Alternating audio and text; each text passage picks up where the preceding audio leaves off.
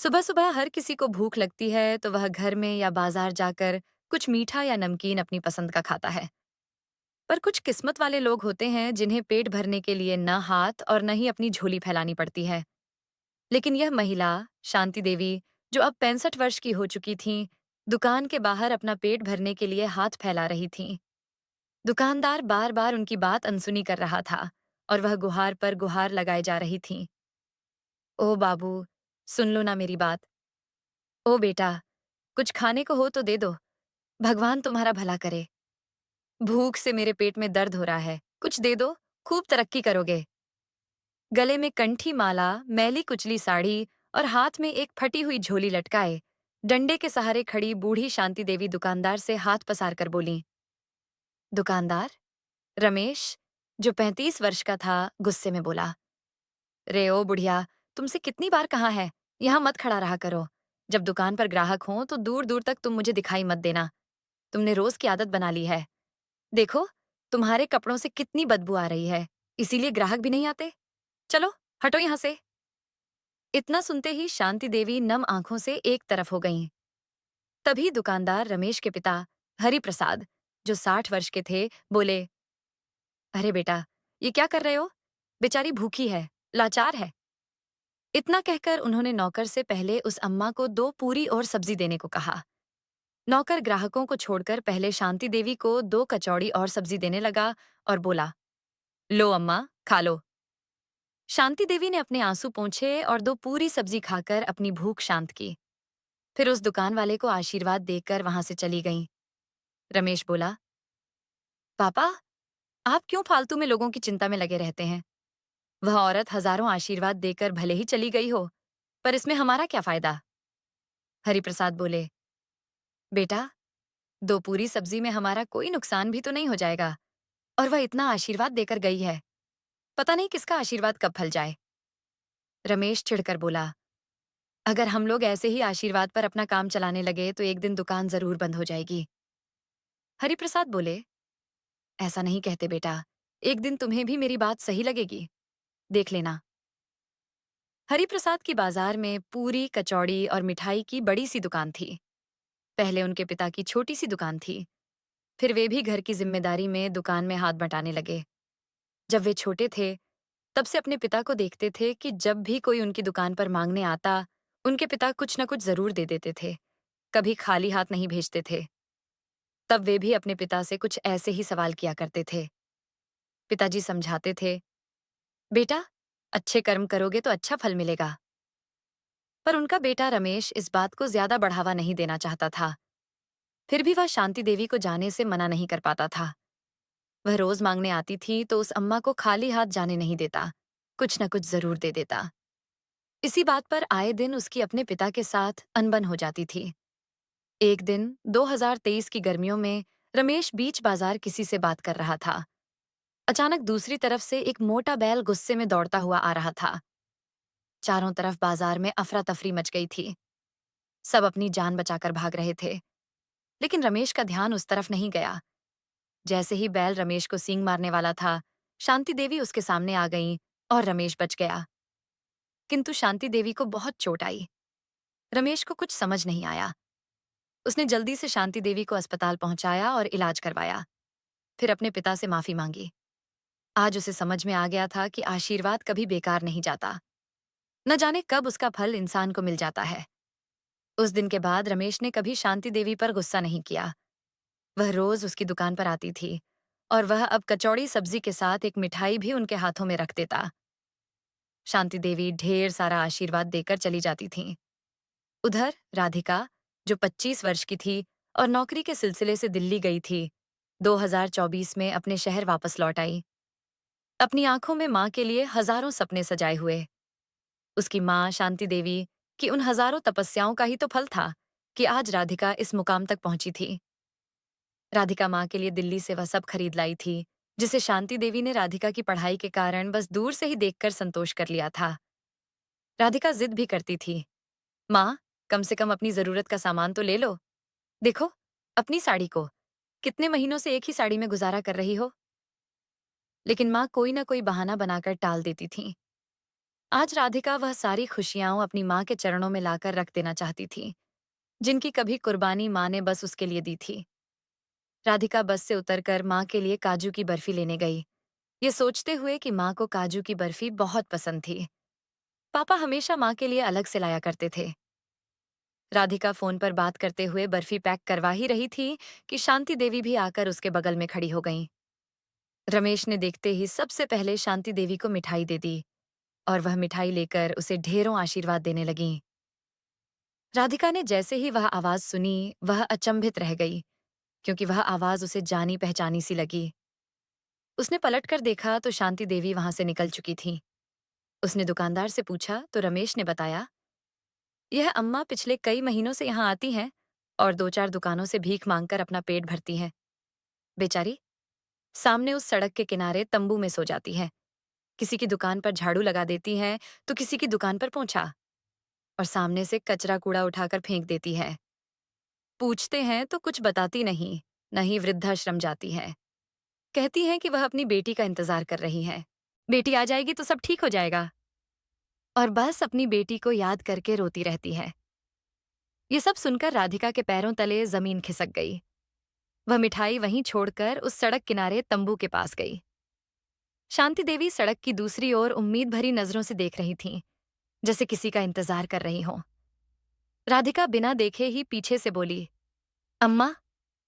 उस आवाज को सुनते ही शांति देवी झट से पलटकर देखने लगीं। राधिका को देखकर वह फूट फूट कर रोने लगीं। राधिका का शक सही निकला। वह बूढ़ी औरत कोई और नहीं, बल्कि उसकी माँ शांति देवी थीं।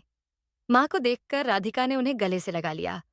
जब राधिका ने माँ से उनकी आपबीती सुनी तो उसका खून खौल उठा। उसने माँ का हाथ पकड़ा और गुस्से में दहकती हुई घर की ओर चल दी। घर पहुंचकर राधिका बोली, माँ, आप चलो, मैं सामान उठाकर लाती हूँ। शांति देवी बोली, पर बेटा। वह बोली, माँ, जैसा मैंने कहा है वैसा करो, आप जाइए अंदर। शांति देवी अपने घर को देखकर रोने लगीं, पर घर के अंदर जाने की उनकी हिम्मत नहीं हो रही थी। अचानक उन्हें दरवाजे पर देखते ही उनकी देवरानी माया, जो 55 वर्ष की थीं, दूर से ही चिल्लाते हुए बोलीं, तेरी हिम्मत कैसे हुई भिखारिन? रुक, तुझे तो मैं बताती हूँ। इतना कहते हुए माया दरवाजे पर आई और शांति देवी को जोर का थप्पड़ लगाने ही वाली थी कि राधिका ने आकर उसका हाथ पकड़ लिया और बोली, चाची जी, इतना कष्ट क्यों कर रही हो? जरा संभाल कर रखिए अपने हाथ को, आगे काम आएगा। राधिका को वहां देखकर माया और सुनील, यानी उसके चाचा, जो 58 वर्ष के थे, के पैरों तले जमीन खिसक गई। सुनील तमक कर बोले, ए लड़की, सारी तमीज भूल गई है क्या? बड़ों से जुबान लड़ाती है? तुझे तो अभी बताता हूं। राधिका गुस्से में डांटते हुए बोली, खबरदार, जो इसके आगे कुछ भी कहा या किया तो कहीं ऐसा ना हो कि मैं सारी हदें पार कर जाऊं और आपको वह भारी पड़ जाए। इसीलिए कुछ भी करने से पहले 100 बार सोच लेना। माया ने गुस्से में तमकते हुए शांति देवी को दरवाजे से धक्का देते हुए बोली, यह सब तेरी वजह से हो रहा है, समझी? माया ने इतनी जोर से धक्का दिया कि शांति देवी सीढ़ियों के नीचे आकर गिर पड़ी। राधिका ने गुस्से में एक जोर का तमाचा अपनी चाची के गाल पर रख दिया और गुस्से में डांटते हुए बोली, खबरदार, अगर अब मेरी माँ को हाथ भी लगाया तो आप दोनों का वह हाल करूंगी जो आप लोगों ने कभी सोचा भी नहीं होगा। सुनील कुछ बोलना चाहता था तो राधिका उसे भी आंखें दिखाते हुए बोली, बस चाचा जी, बहुत हो गया। अब मैं बच्ची नहीं रही कि माँ को आप लोगों के हाथों मार खाते हुए चुपचाप खड़ी देखती रहूंगी। अगर अब किसी ने भी मेरी माँ को हाथ लगाया तो उसका हाथ तोड़ दूंगी, समझे आप दोनों? इतना कहकर उसने अपनी माँ को कमरे में ले गई। दोनों पति पत्नी राधिका का यह रूप देखकर सन्न रह गए थे। अपनी बेटी को अपने पैरों पर खड़ा हुआ देख शांति देवी की आंखें भर आईं और वह बेटी से बोली, बेटा, सबसे पहले अपने पापा का आशीर्वाद लो। राधिका ने अपने पापा की तस्वीर को प्रणाम किया, आशीर्वाद लिया। शांति देवी अपने पति की तस्वीर से रोते हुए बोली, देखा आपने, हमारी बेटी कितनी बहादुर हो गई है। आप होते तो आज कितना खुश होते, पर आप तो हमें बीच में ही छोड़कर चले गए। रोते रोते शांति देवी उन दिनों में चली गईं जब उनके पति रवि, जो 2020 में गुजर गए थे, अपने पिता को बहुत दिनों से शांति से शादी करवाने के लिए मना रहे थे, पर वह तैयार नहीं थे। वजह केवल इतनी थी कि शांति एक अनाथ लड़की थी। जब पिता नहीं माने, तो मजबूरी में रवि ने 1995 में मंदिर में जाकर शादी कर ली थी और शांति को घर ले आए। उस दिन रवि के पिता रामलाल, जो तब 70 वर्ष के थे, रवि से बोले, यह अनाथ तुम्हारी पत्नी भले हो सकती है, पर मेरी बहू नहीं, और अपने कमरे में चले गए। अगली सुबह शांति अपने ससुर को चाय देते हुए बोली, बाबूजी, चाय। वह बोले, तुझ जैसी अनाथ से मैं चाय लूंगा? मेरे बेटे को तूने अपनी बातों में फंसा लिया, पर मुझे नहीं फंसा पाएगी। शांति का कलेजा छलनी हो गया था यह सुनकर, पर प्रत्यक्ष रूप से वह मुस्कुराकर बोली, अपने पति के पिता को और क्या कहती? वह बोली, बाबूजी, मुझे यह सब नहीं पता, आप ही बता दीजिए। रामलाल उनकी मासूम हंसी देखकर कुछ नहीं बोले। शांति जितना रामलाल का दिल जीतने की कोशिश करती, वह उतना ही उनका तिरस्कार करते। किंतु शांति के चेहरे पर सिकन तक नहीं आती। हालांकि वह अकेले में आंसू बहाती, पर रवि को जाहिर नहीं करती थीं।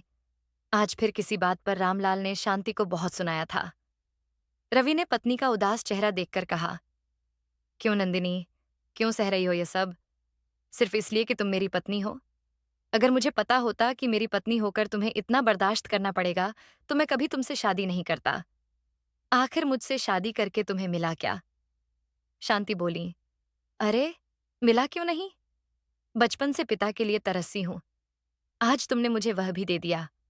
पता है, स्कूल में जब बच्चों के पिता आते थे, तो मैं अनाथों की तरह उन्हें देखकर ईश्वर से शिकायत करती थी कि मुझे मेरे पिता लौटा दे। देखो, ईश्वर ने ससुर के रूप में पिता लौटा दिया। रवि बोले, किसे भला रही हो शांति? तुम भी जानती हो, बाबूजी तुम्हें बहू तो क्या, इंसान तक नहीं समझते। हमेशा अपने तानों से तुम्हारा कलेजा छलनी करते रहते हैं। तुम्हें क्या लगता है, तुम मुझे नहीं बताती तो मुझे पता नहीं चलेगा? शांति बोली, रवि जी, मुझे बाबूजी की बहू नहीं, बेटी बनना है। इसीलिए वह मुझे कितना सुनाए, कितना मेरा कलेजा छलनी करें, मैं उफ नहीं करूंगी, क्योंकि इस अनाथ को भी एक बाप चाहिए। और आप हम बाप बेटी के बीच में मत आया करो। मेरे पिता बहुत अच्छे हैं, बस थोड़ा नाराज हैं, जो कि लाजमी भी है।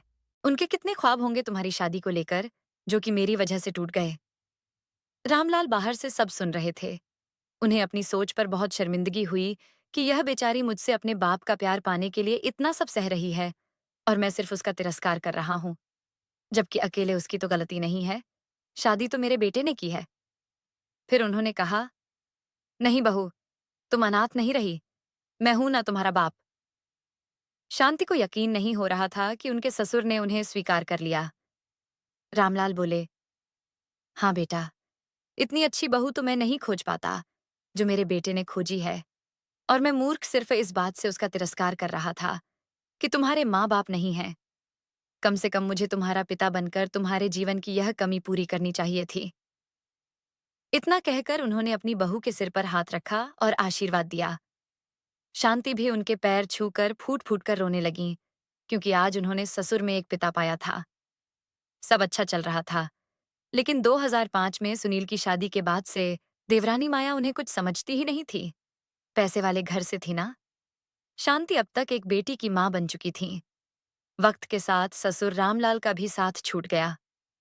उस दिन शांति बहुत रोई थी। ससुर के रूप में एक पिता मिले थे, उन्हें भी भगवान ने छीन लिया। ससुर जी के जाने से पूरा घर सूना हो गया था। अभी एक दुख से उभरी भी नहीं थी कि वक्त ने दूसरा जख्म भी दे दिया। 2020 में खबर आई कि रवि की एक सड़क हादसे में मृत्यु हो गई। देखते ही देखते शांति की खुशियों से हरी भरी दुनिया उजड़कर बंजर हो गई। अब तो माया ने उन पर सास बनकर अत्याचार शुरू कर दिए। वक्त जैसे जैसे बीता, शांति की बेटी राधिका जवान हो चली और घर के कामों में माँ का हाथ बटाने लगी, क्योंकि वक्त की मार समय से पहले ही बच्चों का बचपन और इंसान को बूढ़ा कर देता है। एक दिन 2021 में शांति काम कर रही थीं, तो माया उन पर चिल्लाते हुए बोली, अरे भाभी, थोड़ा जल्दी जल्दी हाथ चलाया करो। आप तो ऐसे काम कर रही हो जैसे आपके शरीर में जान ही नहीं है। अब आपके हाथ पैर चलते नहीं हैं। और कहाँ गई आपकी महारानी बेटी? जरूर चादर तानकर सो रही होगी। एक बात बताओ, 4 महीने पहले आप अपने घर का काम कैसे करती थीं? क्या घर का काम जेठ जी से करवाती थीं? अब जल्दी जल्दी हाथ चलाओ और बबलू पिंकी का टिफिन पैक करके मुझे दो।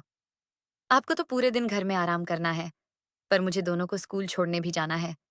मैं और आपके देवर कितना करते हैं आप दोनों माँ बेटी के लिए, पर आप लोगों की आंखों में जरा सा भी पानी नहीं है। चलो, तुम्हें स्कूल छोड़कर आती हूँ। तुम्हारी ताई जी को तो रसोई का काम निपटाना है, 10 बज जाएगा। शांति बोली। माया, राधिका बेटी रात का सारा काम खत्म करके सोती है, तो उसकी नींद सुबह कैसे खुलेगी? फिर उसे आज कॉलेज भी जाना है। जैसे तुम्हारे बच्चे हैं, वह भी तो बच्ची ही है। जानती हूँ, तुम और देवर जी हमारे लिए बहुत करते हो, पर यह भी तो देखो, हम माँ बेटी भी तो घर का सारा काम करके तुम्हारा बोझ हल्का कर देती हैं। फिर तुम ऐसी कड़वी बातें हमसे क्यों करती हो?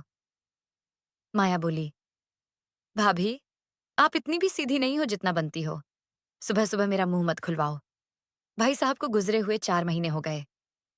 कितने दिन से आपके देवर आपको कह रहे हैं कि फिक्स डिपॉजिट के कागजों पर अपने दस्तखत कर दो, पर आपका मजाल है कि टस से मस हो जाओ। मैं सब समझती हूँ, यह आप और आपकी उस पढ़ी लिखी बेटी की कारस्तानी है ना। अब जल्दी से रसोई का काम निपटाओ। जब तक मैं आऊं, सारा काम हो जाना चाहिए। गुस्से में बड़बड़ाते हुए माया बच्चों को लेकर चली गई। कुछ ही देर में राधिका रसोई में आई और बोली, माँ, मैंने आपसे कहा था, आप बस बबलू पिंकी का नाश्ता बना देना, बाकी का काम मैं कर दूंगी। आप मेरी बात सुनती क्यों नहीं? फिर आपके घुटनों में दर्द शुरू हो जाएगा, और आप तो जानती ही हैं, दर्द ज्यादा बढ़ गया तो आपकी दवाई लेने वाला भी कोई नहीं है। इतना कहते कहते राधिका की आंखें भर आईं। शांति बोली, बेटा, तुम मेरे लिए परेशान मत हो, बस तुम अपने लक्ष्य पर ध्यान दो। अब भगवान ने हमारी किस्मत में दुख लिख दिया, तो हमें तो काटना ही होगा। काश तुम्हारे पापा होते, तो हमारी ऐसी हालत ना होती। राधिका बोली, माँ, क्या हम दोनों एक दूसरे के लिए काफी नहीं हैं? फिर आपने चाचा चाची के साथ रहने का फैसला क्यों किया?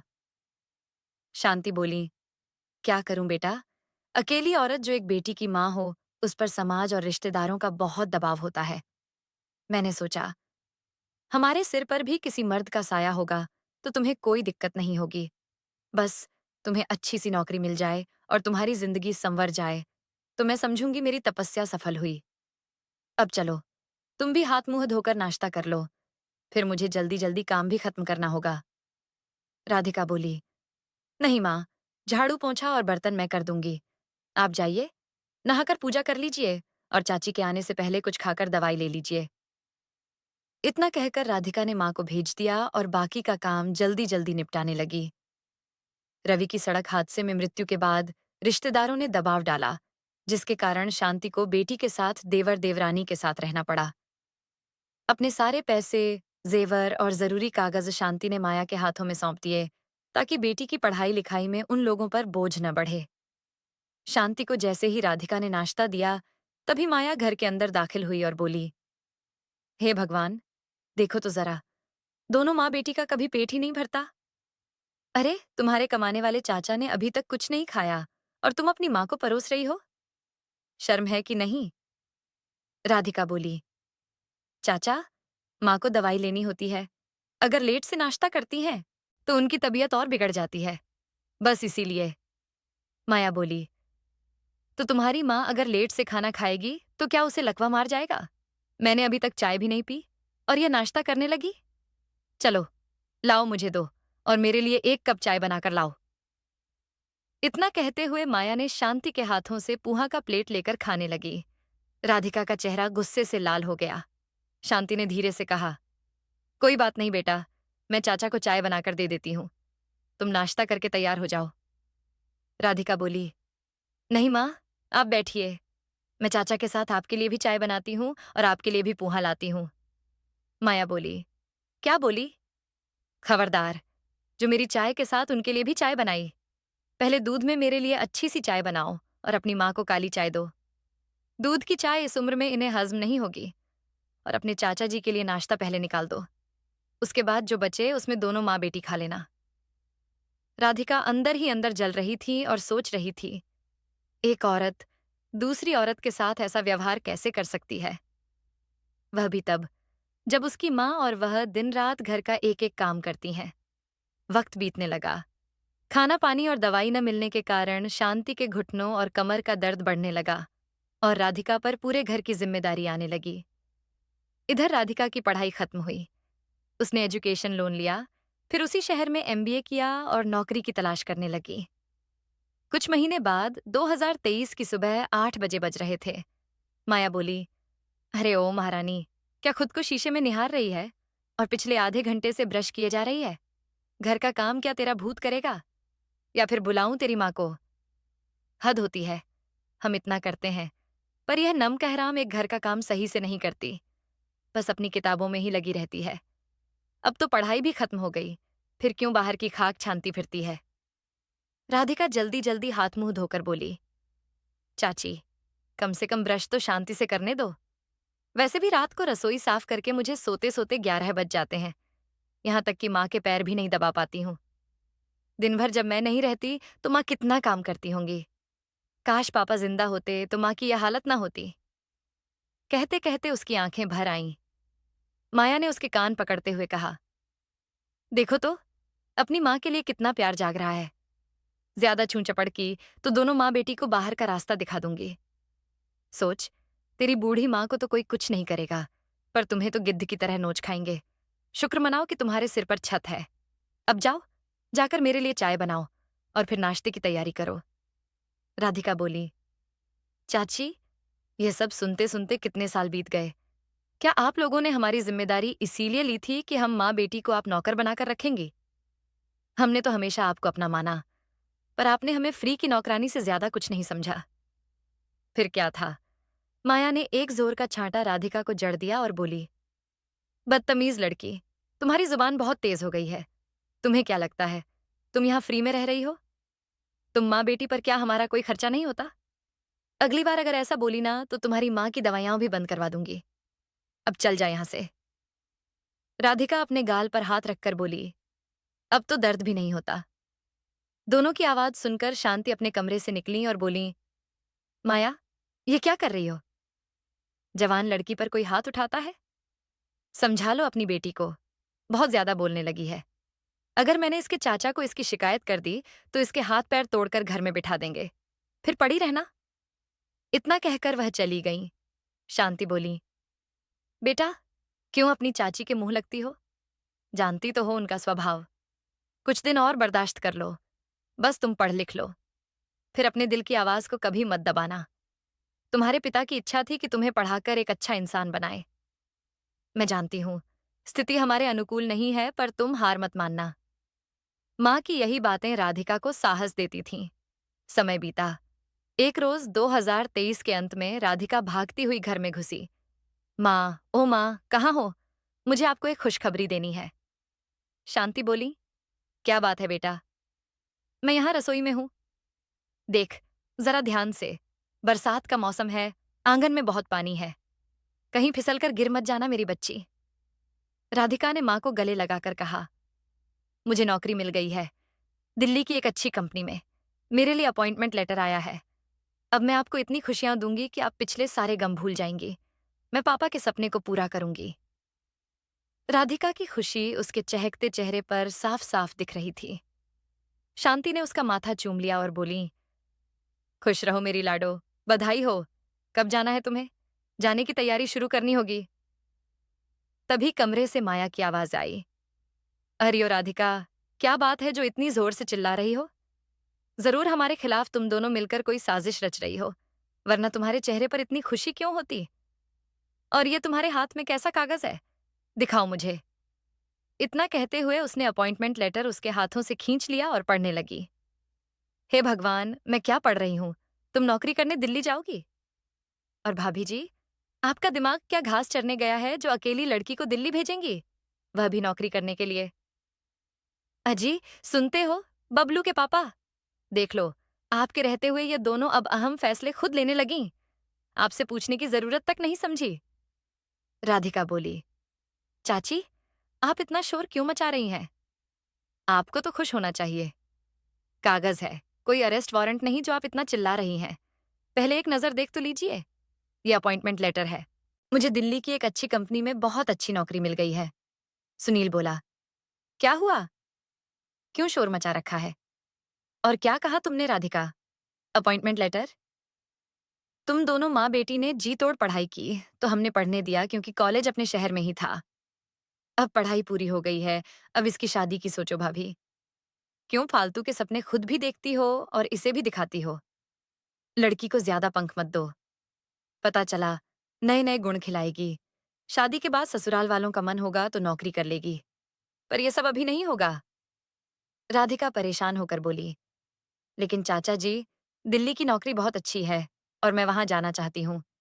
इस कंपनी में नौकरी के लिए कितने ही लोगों ने अप्लाई किया था, पर मेरा सिलेक्शन हुआ है। इसका मतलब मैं इसके लिए काबिल हूँ। फिर आप मना क्यों कर रहे हैं? सुनील बोला, सिर्फ तुम्हारे चाहने से नहीं होगा, हमें भी तो सोचना है। कुछ हुआ तो बदनामी तो मेरी होगी ना। और भाई साहब ने तुम दोनों को सिर पर कुछ ज्यादा ही चढ़ा रखा था, पर मेरे रहते यह सब नहीं चलेगा। माया शांति की ओर देखते हुए बोली, जी, मेरा एक चचेरा भाई है, उसका एक बेटा है। मैंने उससे राधिका की बात चलाई है। कल या परसों उस परिवार को बुला लेती हूँ और उन दोनों की शादी तय कर दूंगी। वो लोग दान दहेज भी नहीं लेंगे तो ये परेशानी भी मिट जाएगी। देख लीजिए, हम लोग कितना सोच रहे हैं, और आप हैं कि इसे दिल्ली भेजने की तैयारी कर रही हैं। लोग सुनेंगे तो क्या कहेंगे? सुनील आगे बढ़कर बोला, हाँ, हमारे साथ तो तुम्हारी बात माननी ही पड़ेगी। हमें भी अपने दोनों बच्चों के बारे में सोचना है। अभी वो छोटे हैं, आगे उन्हें भी पढ़ना है। तुम्हारे खर्चों में ही उलझे रहेंगे तो हमारा जीवन तो बर्बाद हो जाएगा। शांति ने बहुत हिम्मत की और बोली, माया, तुम किसकी बात कर रही हो? वही लड़का ना, जिसने मुश्किल से ग्रेजुएशन किया है और अभी तक बेरोजगार है। मेरी बेटी इतनी पढ़ी लिखी है और वह लड़का कुछ नहीं करता, यहाँ तक कि पढ़ाई भी खींच खांच कर की है। तुम उससे मेरी बेटी की बराबरी कर रही हो? माया बोली, अरे, तो कौन सा पहाड़ टूट पड़ा? या उसकी उम्र निकल गई है? मर्दों की डिग्री नहीं, पैसा देखते हैं। और फिर लड़का हट्टा कट्टा है। नौकरी आज नहीं है तो कल मिल ही जाएगी। शादी के बाद दोनों चले जाएंगे दिल्ली, वहीं रहकर वह भी कोई ना कोई नौकरी कर ही लेगा। क्यों जी? सुनील बोला, हाँ, और नहीं तो क्या। दिल्ली जब दोनों जाएंगे तो इन दोनों का खर्चा उसके माँ बाप उठाएंगे। कम से कम हमारे सिर पर तो ये बोझ नहीं रहेगा। शांति बोली, पर देवर जी, मेरी बात तो सुनिए। सुनील ने उनकी बात अनसुनी कर दी। इस बात से शांति के चेहरे पर परेशानी और आंखों में आंसू देखकर राधिका का मन खट्टा हो गया और वह बोलने पर मजबूर हो गई। चाचा जी, पापा नहीं है, तो क्या मैं सपने देखना बंद कर दूं? आपको हमने अपना माना, और माँ और मैं नौकरों की तरह इतने दिन तक घर का सारा काम करते रहे। अपने सारे पैसे और जेवर हमने आप दोनों के हाथों में सौंप दिए, इसीलिए ना कि मेरे पालन पोषण और पढ़ाई के लिए आपको कभी खर्च न करना पड़े। फिर भी आप या चाची ने कभी माँ को सम्मान के दो शब्द नहीं कहे, बल्कि यह तो आते जाते दुत्कारती रहती हैं। हमने आप लोगों को अपना समझा और सम्मान दिया, कभी आपके बारे में गलत नहीं सोचा। और आप लोगों के मन में हमारे प्रति ऐसे विचार हैं? छी छी, आपके इस दोहरे चेहरे से तो रिश्तेदार भी अनजान हैं। सुनील बोला, लड़की हो इसीलिए चुप हूं, वरना हाथ पैर तोड़कर बैठा देता। खबरदार, जो एक और शब्द कहा। बहुत हिम्मत करके राधिका ने कहा, बहुत दिन हम चुप रहे, पर अब मैं अपनी माँ की आंखों में आंसू नहीं देख सकती। मैं नौकरी करने जाऊंगी, समझे आप? राधिका ने माँ से वादा किया कि वह दिन बहुत जल्द आएगा और वह उन्हें भी अपने साथ ले जाएगी, और वह नौकरी के लिए दिल्ली चली गई। लेकिन 2024 की शुरुआत में सुनील और माया ने शांति को एक दिन धक्के मारकर घर से बाहर निकाल दिया। तभी चिल्लाने की आवाज आई, राधिका, बाहर आओ, तुम ऐसा कैसे कर सकती हो? राधिका ख्यालों से बाहर आई और कमरे से बाहर आकर बोली, क्या हुआ चाचा जी? ये क्या है? नोटिस, जिसमें लिखा है कि आप सभी को अभी इस घर का आधा हिस्सा माँ के नाम करना होगा, और माँ के सारे जेवर भी। नहीं तो मैं आपकी पुलिस कंप्लेंट कर दूंगी। 1 मिनट लगेगा मुझे पुलिस बुलाने में। राधिका का यह रूप देखकर दोनों सख्ते में आ गए। राधिका बोली, माँ, तुम अपना सामान पैक करो, हम दोनों साथ साथ दिल्ली चलेंगे। मैंने अपना प्रबंध कर लिया है। और हाँ चाचा जी, पापा के जितने भी फिक्स डिपॉजिट के कागज हैं वह मुझे दे दीजिए। और चाची, माँ के जेवर आपके पास रखे हैं, वह भी मुझे तुरंत चाहिए, क्योंकि वह मेरे पिता ने मेरी माँ के लिए बनवाए थे। राधिका तेजी से अपने कमरे में चली गई। सुनील बोला, देख रही हो भाभी? शांति बोली, देवर जी, इसे यह सब कहने पर आप लोगों ने ही मजबूर किया है। आखिर कब तक चुप रहेगी? एक ना एक दिन अपने अधिकार के लिए आवाज तो उठाएगी ही। आप तो मुझसे उम्र और रिश्ते दोनों में छोटे हैं, फिर भी मैंने आज तक आपकी बात नहीं काटी। पर अब मेरी बेटी सक्षम हो चुकी है। उसे अपने फैसले लेने का पूरा अधिकार है। पिता नहीं है तो क्या हुआ? अपने दिल की आवाज तो वह सुन ही सकती है। और राधिका का फैसला मुझे सही लगता है। अब मैं वहीं रहूंगी, जहां मेरी बेटी रहेगी। आप बस कागज सारे और जेवर निकाल कर रखिए। मेरे पास पूरी लिस्ट है कि आपके पास मेरे कितने जेवर और कागज हैं। हम जल्दी से जल्दी जाने की तैयारी करते हैं। इतना कहकर वह भी अंदर चली गई। माया गुस्से में बोली, मैं दोनों माँ बेटी की खाल उतार दूंगी, पर कुछ नहीं दूंगी। सुनील बोला, चुप हो जाओ, भाग्यवान। सब कुछ इन्हें देना ही पड़ेगा, क्योंकि सब कुछ भाभी के नाम पर है। फिर कागज रखने से क्या होगा? शुक्र मनाओ, पुलिस कंप्लेंट नहीं की। अगर तुमने जबरदस्ती की, तो राधिका वह भी कर सकती है। अगले दिन सारे फिक्स डिपॉजिट के कागज और जेवर शांति के हाथ में थे। वह लेकर दोनों माँ बेटी बैंक पहुंचे। जेवर को लॉकर में रखवा दिया और जो सबसे छोटी रकम थी, उसे तुड़वाकर बैंक से पैसे निकाले और बेटी के साथ अपनी जरूरी सामान लेकर सदा के लिए दिल्ली चली गईं। आशा करती हूँ आपको हमारी कहानी अच्छी लगी होगी। अगर आपको हमारी कहानी अच्छी लगी तो वीडियो को लाइक और शेयर करें, चैनल को सब्सक्राइब करें। वीडियो देखने के लिए आपका धन्यवाद।